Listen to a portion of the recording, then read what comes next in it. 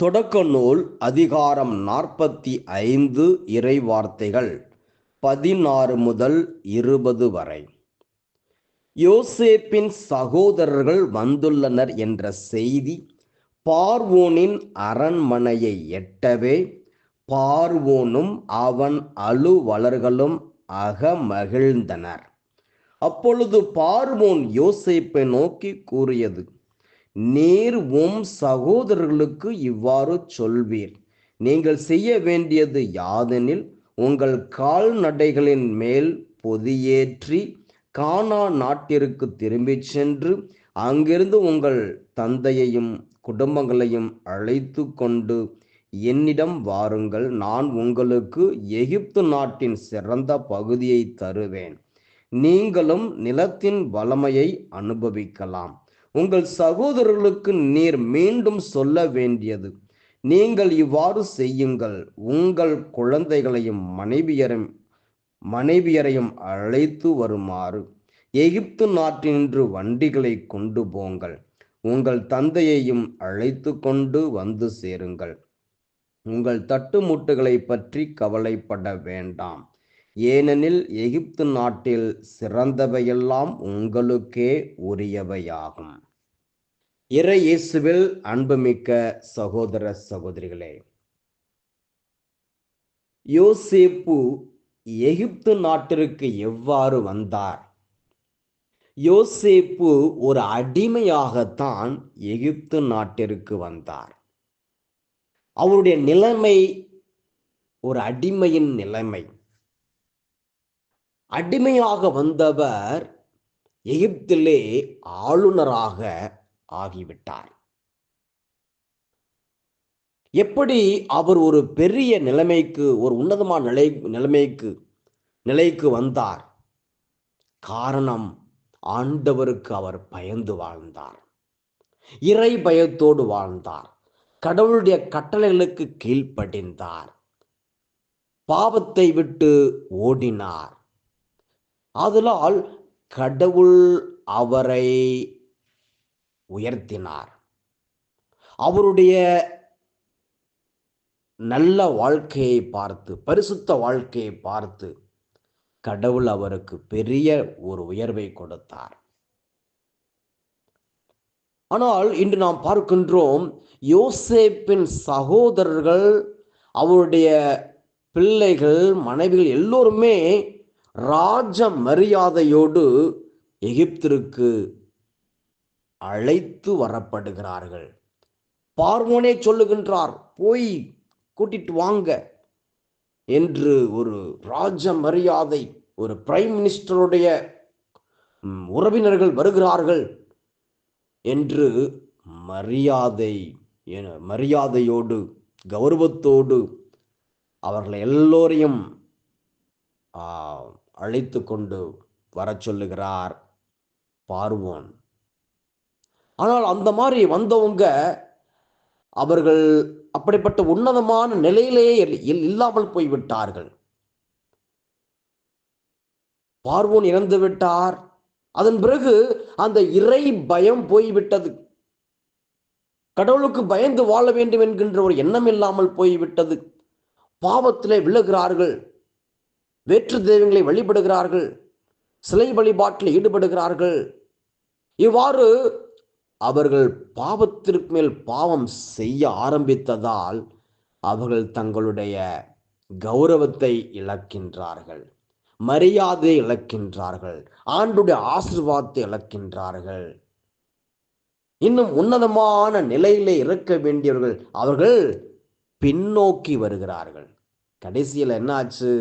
அந்த எகிப்து தேசத்திலே அடிமைகளாக ஆக வேண்டிய ஒரு நிலைமை, அடிமை வேலை செய்ய வேண்டிய நிலைமை. ஆக இதான் நடக்கின்றது. எசேக்கியேல் புஸ்தகம் 20வது அதிகாரம் 8-9 வசனங்கள். அவர்களோ எனக்கு எதிராக கிளர்ந்தெழுந்தனர், எனக்கு செவி சாய்க்க மறுத்தனர். அவர்களின் கண்களுக்கு விருந்தளித்த அருவருப்பானவற்றை எவனும் விட்டெறியவில்லை. எகிப்தின் தெய்வச் சிலைகளை ஒதுக்கி விடவும் இல்லை. ஆகையால் எகிப்து நாட்டின் நடுவில் என் ஆத்திரத்தை அவர்கள் மேல் கொட்டி என் சினத்தை தீர்த்து கொள்வேன் என்று நான் கூறினேன். ஆயினும் அவர்களை சூழ்ந்திருந்த வேற்றினத்தார் முன்னிலையில் என் பெயர் மாசுராதபடி நான் நடந்து கொண்டேன். இவ்வேற்றினத்தாரின் கண்முன் அன்றோ நான் அவர்களை எகிப்து நாட்டினின்று வெளிக்கொணர்ந்து என்னை அவர்களுக்கு வெளிப்படுத்தினேன். ஆக இவ்வாறு கடவுள் அவர்களை அந்த எகிப்து நாட்டிலே அடிமைகளாக விடுவதற்கு ஆண்டவர் அனுமதிக்கின்றார். காரணம் அவருடைய பாவம். ஆம் அன்பார்ந்தவர்களே, இங்கு 2 விஷயங்களை பார்க்கின்றோம். யோசேப்போ அங்கு சென்ற நிலைமை பரிதாபமாக சென்றார், வேலைக்காரனாக சென்றார், அடிமையாக சென்றார், இழுத்து சங்கிலிகளால் கட்டப்பட்டு விலங்குகளால் கட்டப்பட்டு அடித்து இழுத்து செல்லப்பட்டார். ஆனால் கடவுளுக்கு பயந்து வாழ்ந்ததால் ஆண்டவர் அவரை உயர்த்தினார், பிரைம் மினிஸ்டராக மாற்றினார். அவருடைய குடும்ப நபர்கள், அவங்க அண்ணன் தம்பி பிள்ளைகள் எல்லோரும் ராஜ மரியாதையோடு அவர்கள் செல்லுகிறார்கள். ஆனால் கடைசியிலே அடிமைகளாக மாறிவிடுகிறார்கள். ஆம் அன்பார்ந்தவர்களே, நாம் கடவுளுக்கு பயந்து வாழ்ந்தோம் என்றால் ஆண்டவர் நமக்கு உயர்வை கொடுப்பார். ஆண்டவர் நம்மை ஆசீர்வதிப்பார்.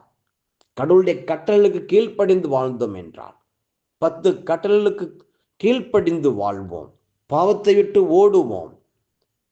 பாவத்திற்கு அடிமையானோம் என்றால், தீமைக்கு அடிமையானோம் என்றால் நாம் நம்முடைய கௌரவத்தை இழக்க வேண்டியது வரும், நம்முடைய மரியாதை இழக்க வேண்டியது வரும், ஆண்டவருடைய ஆசீர்வாதங்களை இழக்க வேண்டியது வரும். ஒரு கழுகானது வயிற்று பசியோடு இருக்கின்றது. அந்த கழுகு அங்கு மிங்குமாக அலைந்து திரிந்து எங்கேயாவது எனக்கு உணவு கிடைக்குமா, இறை கிடைக்குமா என்று பார்த்து கொண்டே இருந்தது. ஒரு ஆற்றங்கரையிலே ஒரு ஆறு ஓடிக்கொண்டிருக்கிறது. அந்த ஆற்றிலே ஒரு பிணம் மிதக்கின்றது. அந்த பிணத்தை பார்த்தவுடன் இந்த கழுகு வேக வேகமாக பறந்து வந்து அந்த பிணத்தின் மேல் உட்கார்ந்து அந்த பிணத்தில் இருக்கிற அந்த கரியை சாப்பிடுகிறது. வயிறு நிறைய சாப்பிடுகிறது.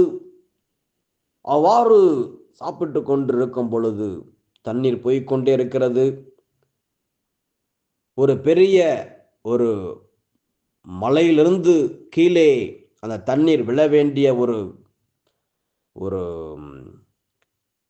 ஒரு கட்டம் வருகிறது, ஒரு இடம் வருகிறது. அப்பொழுது அந்த கழுகு வயிறு நிறையா சாப்பிட்டு விட்டது.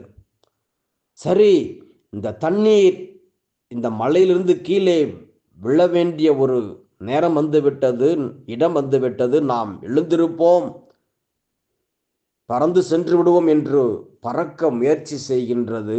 ஆனால் அதனால் பறக்க முடியவில்லை. கால்கள் அந்த பிணத்திலே சிக்கிக் கொண்டன. மேலும் அதிகமாக சாப்பிட்டதால் இறக்கைகளை வைத்து அதை வைத்து பறக்க முயற்சி செய்கிறது. ஆனால் பறக்க முடியவில்லை. கடைசியில் என்ன ஆச்சு? அந்த பிணத்தோடு அந்த கழுகு அங்கிருந்து அந்த பெரிய மேட்டிலிருந்து பள்ளத்தில் அப்படியே தண்ணியோட கீழே விழுந்தது. அப்படியே அந்த தண்ணீரோடு தண்ணீராக அதுவும் விழுந்து இறந்து விட்டது.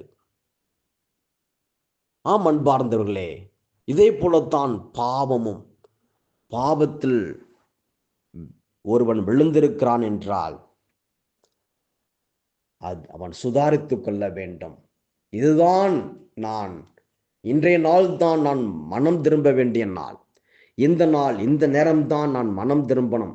சரி, நாளைக்கு மனம் திருந்தலாம், அடுத்த மாசம், அடுத்த வருஷம் மனம் திருந்தலாம் என்று தள்ளி போட்டு கொண்டே சென்றால் திடீரென்று அழிவு வரும், திடீரென்று மரணம் வரும், திடீரென்று ஆபத்து வரும். அப்பொழுது எழ முடியாது. அப்பொழுது தப்பிக்க முடியாது. நரகத்திற்கு செல்ல வேண்டியது வரும். ஆகவே இதுதான் சரியான நேரம் அன்பார்ந்தவர்களே. இதுதான் சரியான நாள். இப்பொழுதே எழு. அந்த பாவத்திலிருந்து வெளியே வா. தீமையான காரியத்திலிருந்து வெளியே வா. உன் சரீரத்தை நீயே காயப்படுத்தி கொண்டிருக்கிறாயா? பாவங்களினால் காயப்படுத்தி கொண்டிருக்கிறாயா? தேவையில்லாதவற்றை பார்த்து கொண்டிருக்கிறாயா? தேவையில்லாத பேசிக் கொண்டிருக்கிறாயா? வெளியிலே வா. இயேசுவினுடைய கரத்தை பற்றிக்கொள். ஆண்டவரை உற்று நோக்கு. இயேசுவை உற்று நோக்கு. ஆண்டவர் உங்களுக்கு உதவி செய்வார். ஆண்டவர் உதவி செய்வார். தன் பாவத்தை மறைக்கிறவன் வாழ்வடைய மாட்டான். அந்த பாவத்தை ஆண்டவருக்கு அறிக்கையிட்டு விட்டு விடுகிறவனோ வாழ்வடைவான் என்று நீதிமொழிகள் 28:13 வாசிக்கின்றோம். பாவம் சிறிதோ பெரிதோ, பாவம்தான். அதை விட்டுவிடு. பாம்பை கண்டு ஓடுவதைப் போல பாவத்தை விட்டு ஓடிவிடு. நீ அதன் அருகில் சென்றால் அது உன்னை கடிக்கும். அதன் பற்கள் சிங்கத்தின் பற்கள் போன்றவை. வேண்டாம் இந்த பாவம், வேண்டாம். ஆக தவ காலத்திலே பரிசுத்தமாக வாழ நம்மை நாமே ஒப்பு கொடுப்போம். யோசேப்பை போல பரிசுத்தமாக வாழ்வோம். அடிமை வாழ்வு வேண்டாம்.